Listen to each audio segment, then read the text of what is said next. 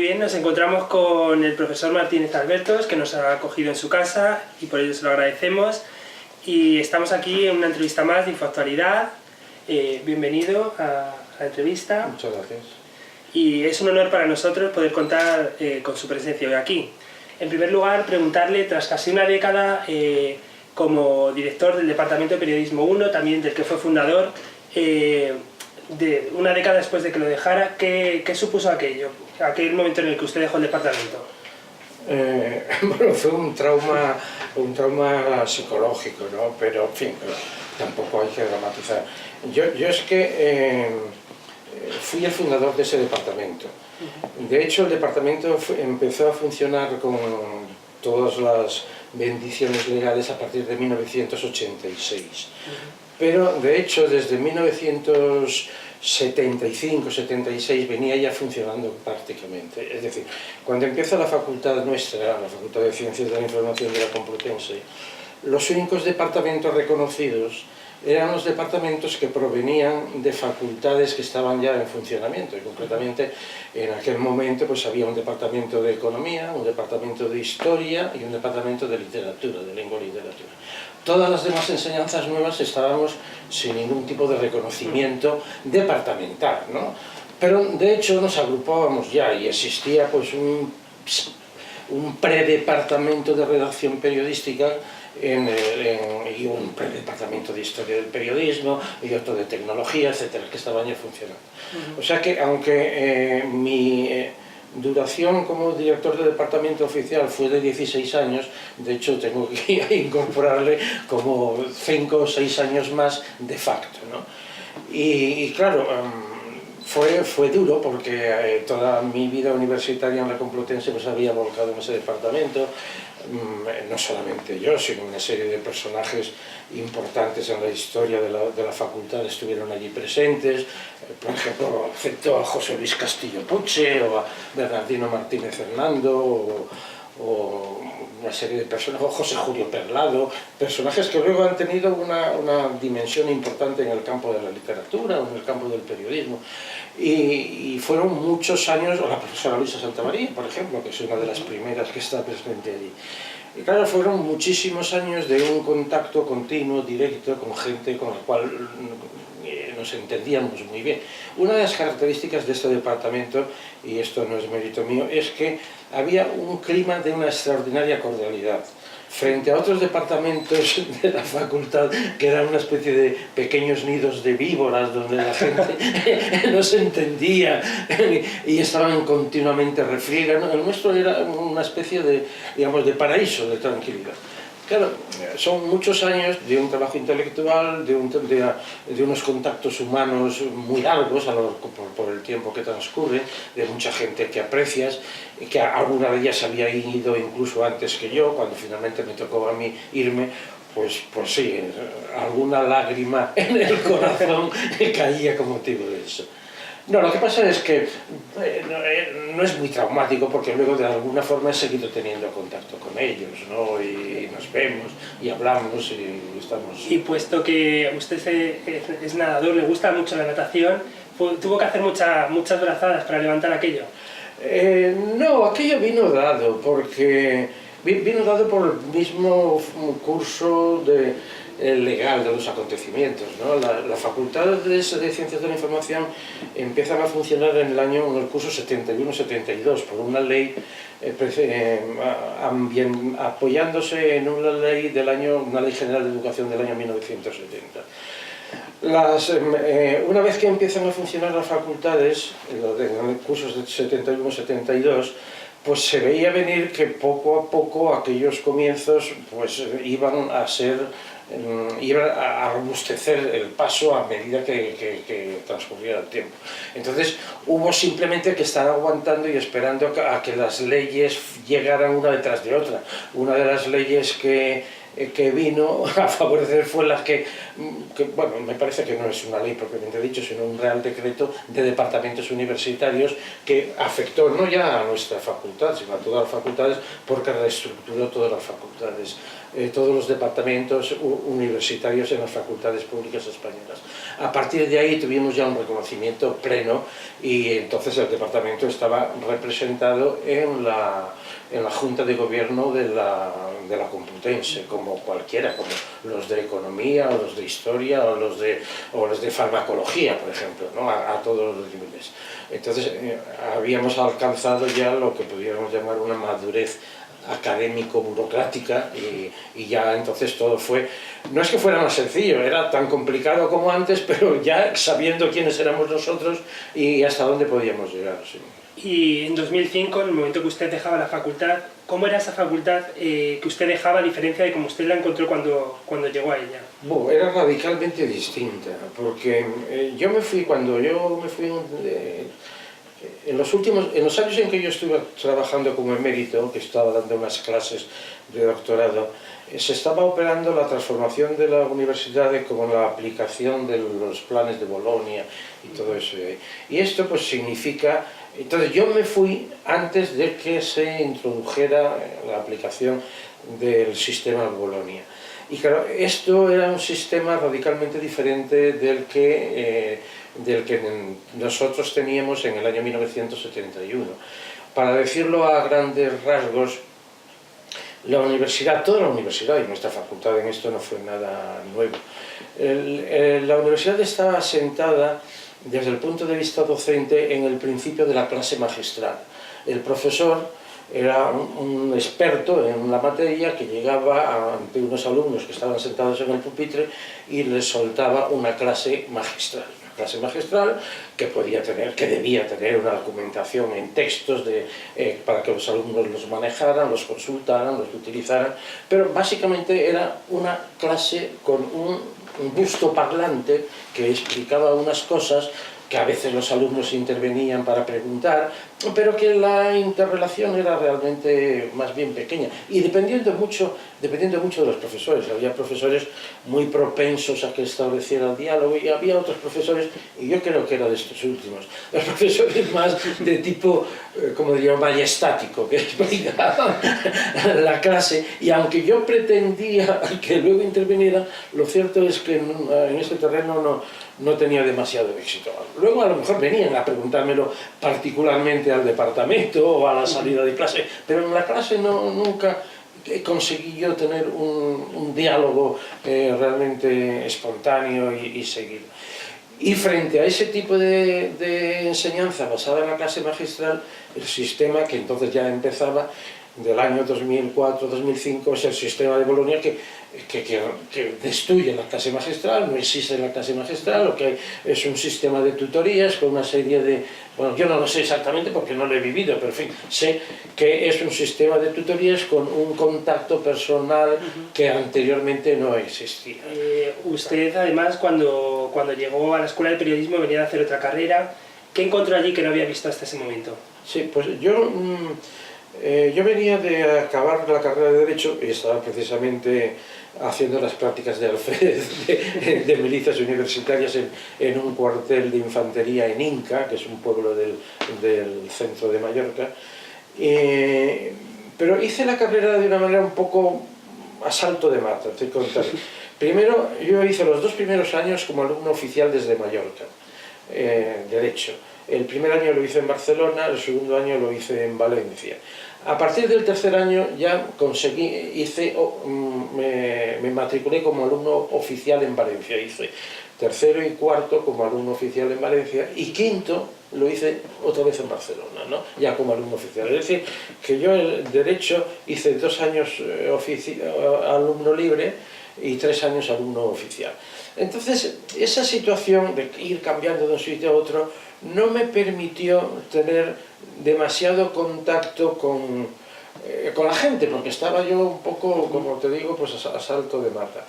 En Valencia es donde hice mejores amistades, algunos de ellos, por ejemplo, ese cuadro que hay ahí, que es de Valencia, es de un gran amigo mío que es abogado, pintor, y me regala cuadros suyos. En Valencia sí que hice bastantes amistades, en Barcelona fue un poco más de refilón, ¿no?, el tiempo que yo estuve allí. Frente a esto, yo cuando llegué aquí a la Escuela Oficial de Periodismo me encontré con un bloque de alumnos muy volcados hacia afuera, muy vocacionalmente lanzados al campo de la literatura. En aquella época, la mayor parte de la gente que hacía periodismo es porque no era mi caso, de muchos, eran, digamos, novelistas fracasados, o que querían tener no pensaban en el periodismo como periodismo, sino en el periodismo como un instrumento para alimentarse mientras que ellos se dedicaban a otras tareas, y había mucha gente así. Y había también en aquel momento en la Escuela de Periodismo bastantes sacerdotes, sí, tenía también. Pero el conjunto humano era muy valioso. Yo hice ahí muy grandes amigos, que desgraciadamente muchos de ellos han ido muriendo en los últimos años. El último, el que fue Alejandro Fernández Pombo, que fue director del diario Ya, y que vivía por aquí, que fue el primero de la promoción. Entonces yo me encontré allí con Ángel Benito, a quien yo no conocía, allí fue cuando lo conocí, a Pepe Vidal Iborra, que era otro periodista de la Autoridad Española, a Jorge Collar, que era también otro periodista de la Autoridad Española. Sus mejores amigos, sin duda, ¿no? Sí, mis mejores amigos. Me encontré a Luisa Santamaría, a María Nieves Díaz Taboada, gente con las cuales pues congeniamos perfectamente, y hubo un núcleo que luego se ha mantenido, así como no he mantenido ningún tipo de contacto con mis compañeros de derecho, excepto con Chimo Oltra, que es el autor de estos cuadros. Sí que he mantenido un contacto con muchos de los compañeros de la Escuela Oficial de Periodismo. O sea que la diferencia, en mi caso particular, no tiene por qué ser, era un contraste entre un tipo de relaciones frías y académicas un poco distanciadas a otros tipos de relaciones cordiales, profundas y duraderas en el tiempo. Dicho esto, también quiero decir una cosa. La Escuela Oficial de Periodismo, desde el punto de vista académico, era muy irregular, ¿no? Había algunos buenos profesores, pero el tono general era más bien pobre. ¿Usted cree que un periodista, un escritor, debe forjarse antes de los 15 años? ¿Cómo es eso? No, yo he dicho eso. No, yo lo que he dicho es una cosa parecida. No es exactamente esto. No, yo soy de la teoría, que quizás está equivocada y respaldada por muchos años de experiencia, que quien a los 15 años no ha sido capaz de asimilar lo que podemos llamar las reglas de juego de la escritura, es muy difícil que lo haga ya el resto de su vida, ¿no? Porque hasta los 15 años, como consecuencia de lecturas, como consecuencia de propia escritura personal, se va modelando lo que podríamos llamar el estilo, un antecedente de lo que es el estilo definitivo, ¿no? Pero sobre todo el concepto de lo que es la construcción gramatical, la sintaxis, los párrafos, la utilización de los signos de puntuación, etc. Todo eso o lo haces antes de los 15 años o ya es muy difícil que aprendí. Entonces yo me he encontrado a mucha gente que llegaba a la facultad y que realmente con unas escrituras realmente horrorosas. En la facultad tuvimos unos primeros años donde entraba todo el mundo en la facultad, sin ningún tipo de limitación. Es más, fue una política de las autoridades académicas de la Complutense, instigadas por el propio ministerio, de no poner límites a la gente que quisiera venir a la facultad. Porque en aquellos años donde la facultad estaba empezando y era muy poca cosa y nadie la tenía en cuenta y casi era un motivo de risa, decían, para que la facultad tenga repercusión y resonancia política y académica, cuanto más gente haya mejor. Y entonces se daba la circunstancia, porque yo empecé como profesor de facultad universitaria. Yo había estado en Pamplona, en la Universidad de Navarra, cuando el Instituto de Periodismo todavía no era facultad universitaria, era como el equivalente a la Escuela Oficial de Periodismo. En España había una Escuela Oficial de Periodismo en Madrid, una Escuela Oficial de Periodismo en Barcelona, con una incluso delegación de Escuela de Periodismo en Valencia, una Escuela de Periodismo de la Iglesia en Madrid, una Escuela de Periodismo de la Iglesia en Barcelona y el Instituto de Periodismo dependiendo de la Universidad de Navarra. Pero no eran facultades, las facultades empiezan a partir del año 71. En el año 71 yo estoy en Barcelona poniendo en marcha la Facultad de Ciencias de la Información de la Universidad de Barcelona, también llamada Bellaterra, porque está ubicada en una urbanización que se llama Bellaterra.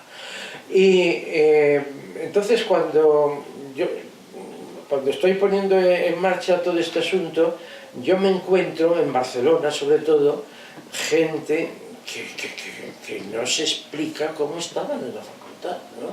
Es más, yo incluso tengo el recuerdo de una chica, esto era el problema de una chica a quien yo suspendí y le ponía en el trabajo pues, unas anotaciones, que vino todo indignada para protestar por las calificaciones que yo le había dado.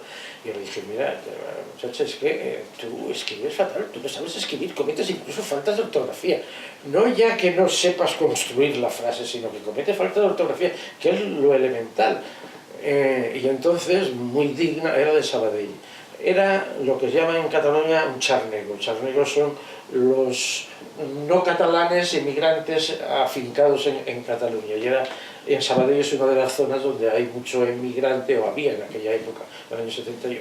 Y entonces me dijo toda digna, es que la ortografía y la escritura son tics burgueses que tenemos que superar, ¿no?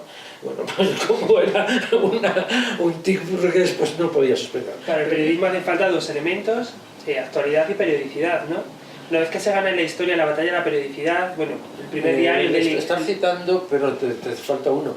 Lo que decía Dofifat, hablaba de actualidad, periodicidad y máxima difusión. Y máxima difusión. Exacto. Pero en el momento que se gana la batalla de la periodicidad, tenemos el primer diario, el de Nick Curran, y yo le quería preguntar por ese fenómeno, por la periodicidad. Actualmente, o sea, estamos viendo que esa periodicidad se ha convertido en una instantaneidad con la llegada de Internet. ¿Ese factor cómo se ve alterado con la llegada de Internet, la periodicidad? ¿Ya hablamos de periodicidad? Yo creo, hombre, cuando Dofifat establece ese trípode para explicar lo que es las bases del periodismo, la periodicidad, actualidad, periodicidad y máxima difusión, está hablando de un modelo de periódico que corresponde a la primera mitad del siglo pasado, del siglo XX. Este escrito de Dofifat creo que es del año 1930 y tantos, ¿no? 1932 creo que es.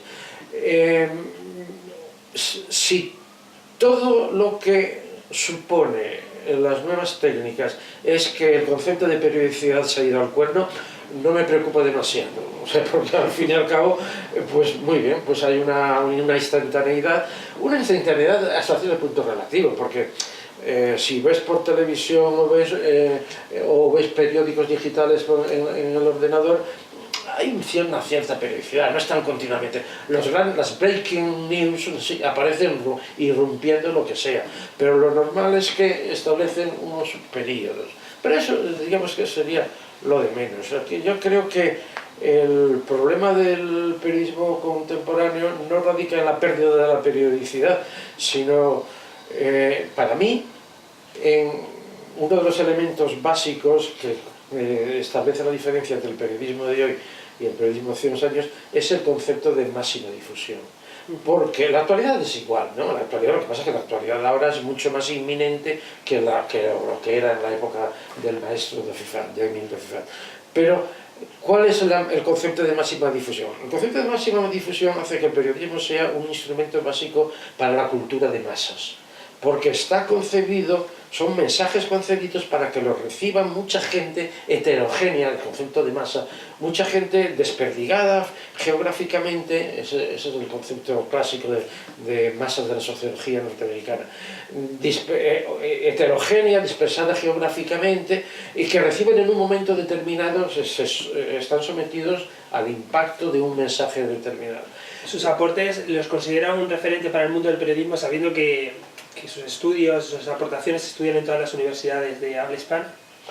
Hombre, yo me encuentro muy orgulloso de este libro, el Curso General de Redacción Periodística, una edición revisada del año 93, que sigue editándose, esto es del año pasado, que sigue reeditándose continuamente y se siguen vendiendo en España, en todas las universidades, o en gran parte de las universidades, y en América.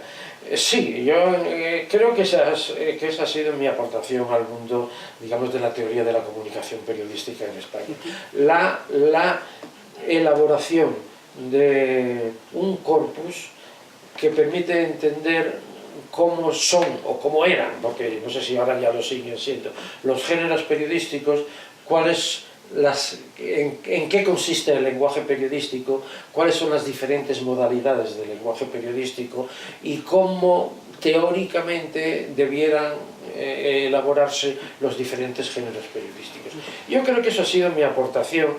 Bueno, y en este sentido pues me siento satisfecho, ¿no? Porque digamos, he dejado una escuela, hay mucha gente que sigue en esa línea, no solamente en España, sino fuera de España, y algunos siguen la línea para contradecirme, para corregirla, y me parece estupendamente, porque se corrigen y se aumenta y hay nuevos enfoques. Y yo creo que esto ha sido importante en mi vida académica, pero al mismo tiempo tengo que hacer un acto de fe, y es que originariamente esta idea me vino dada a mí por el que fue para mí mi gran maestro intelectual, que fue el profesor Antonio Fontán. Antonio Fontán, que ayer me estuvieron haciendo unas entrevistas precisamente para un libro, un biográfico que le están preparando. Antonio Fontán fue director de la Actualidad Española cuando yo estaba allí, director del Instituto de Periodismo de Pamplona cuando yo estuve en Pamplona, director de la revista Nuestro Tiempo, de la cual yo fui también, le sucedí como director de Nuestro Tiempo, y en una ocasión, estando en Pamplona, hablando con él, pues él me sugirió la idea de que yo desarrollara y trabajara la teoría de los géneros periodísticos. Él me la esbozó, eso está recogido en este libro, está recogido en un párrafo, de cómo aparece en España la teoría de los géneros periodísticos, y yo, en un acto, no creo que sea de humildad, sino de reconocimiento y de gratitud, digo que si yo empecé a trabajar en esa línea fue porque me lo sugirió el profesor Antonio Fontán, que era un latinista, fue director del diario Madrid, ¿no? y director de y presidente de la comisión de arbitraje de la FAPE, con el cual he trabajado también aquí. Ayer tuvimos una reunión precisamente de la comisión de arbitraje, y fue director del diario Madrid. Él era sobre todo un gran latinista, un gran experto en el latín clásico, un gran humanista, pero sin embargo él, desde su enfoque, diríamos, de la teoría de los géneros literarios, me animó a que trasladara ese cuadro, ese marco, al campo del periodismo. Bueno, yo creo que acerté de alguna forma, y en la línea en que ha tenido éxito y que siguen teniendo éxito en los libros. ¿Y le quedan muchos anhelos por cumplir tras todos los reconocimientos que ha tenido por sus teorías? No, yo ya soy muy mayor y estoy ya muy retirado de todo este mundo. Hombre, me agrada, pues de vez en cuando me encuentro alumnos o gente que no son, gente de mi época o posteriores a mi época, que me escriben y me reconocen y me piden algún tipo de consejo o de referencias sobre cosas concretas, pero yo ya ese campo, digamos, lo tengo ya superado. Yo creo que ya he terminado, desde el punto de vista académico, intelectual, he terminado mi carrera y ahora me limito a... Y por último le voy a pedir que resuma su vida en una frase. Si tuviera que resumir su vida en una frase... ¿qué frase elegiría? Fui amigo de mis amigos, aunque en ocasiones me haya podido equivocar al tomar decisiones que les afectaran. Ante todo, amigo, amistad. Sí, amigo, amistad, y concretamente estoy pensando sobre todo en la gente del Departamento de Periodismo 1 de la facultad. Y estoy pensando concretamente en un profesor, cuyo nombre no diré, acerca del cual tuve que tomar una decisión que me dolió mucho y que a él también le dolió mucho, pero y que creo que me equivoqué, ¿no? y que sigue siendo mi amigo a pesar de todo, ¿no? Muy bien, pues desde aquí le agradecemos toda su aportación y su actualidad, y nada, esperamos poder contar con usted muchas otras ocasiones. Pues, estoy a vuestra disposición. Muchas gracias.